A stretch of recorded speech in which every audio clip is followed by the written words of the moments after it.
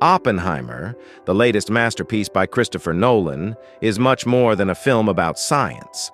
It's a deep exploration of morality, guilt, and the consequences of scientific advancements, all through the figure of J. Robert Oppenheimer, the physicist who led the creation of the atomic bomb.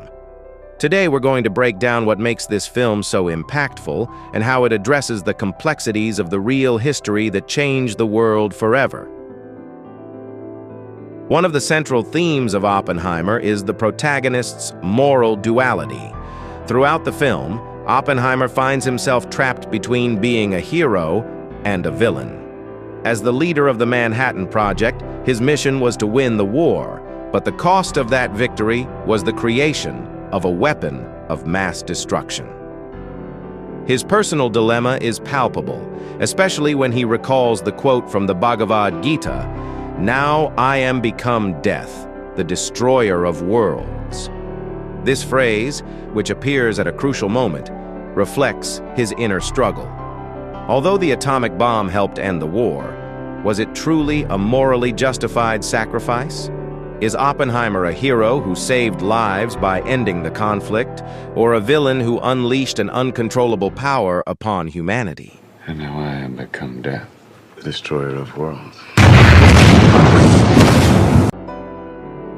Throughout the film, we see how this guilt haunts him.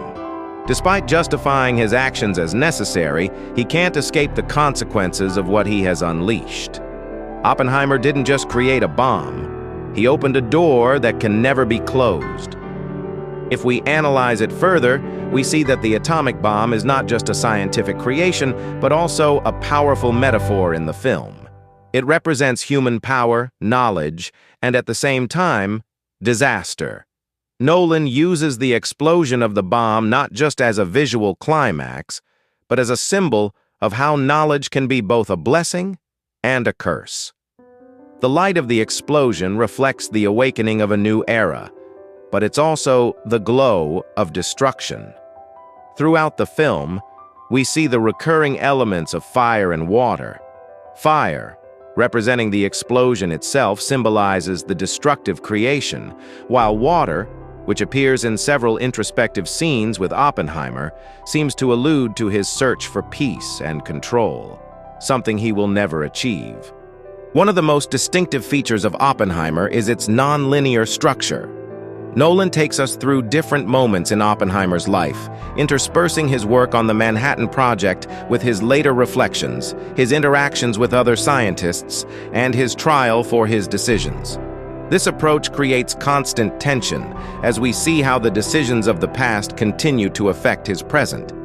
The film doesn't give us immediate answers. Instead, it allows us to discover, along with Oppenheimer, the impact of his actions. The way the story unfolds, like a puzzle, perfectly reflects Oppenheimer's mind, trapped between past memories and future consequences. Nolan doesn't just tell a story, he invites us to live it alongside the protagonist. Another crucial theme the film addresses is the ethical dilemma of scientists. To what extent should scientists be responsible for how their work is used? Oppenheimer, a man of science, faces a question with no easy answer.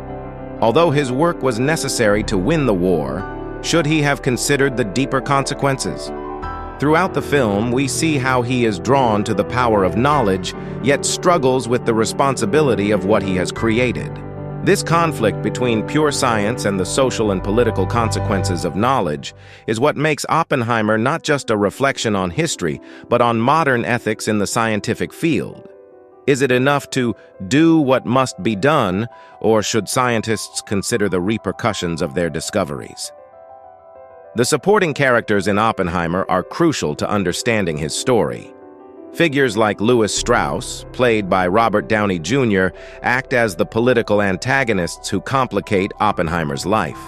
Strauss, with his pragmatic vision, confronts Oppenheimer, who sees the world from a more idealistic and moral perspective.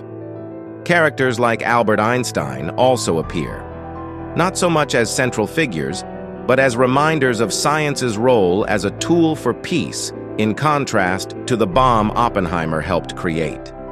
Each of these characters represents a different vision of science's role in society. In their interactions with Oppenheimer, they reflect the dilemmas of the intellectual and political Cold War that was about to unfold. The movie was without any doubt the best movie in 2023. The question is, was Oppenheimer a hero or a villain? If you like this content, subscribe and click on the like button. I will really appreciate it. This was The Analyst.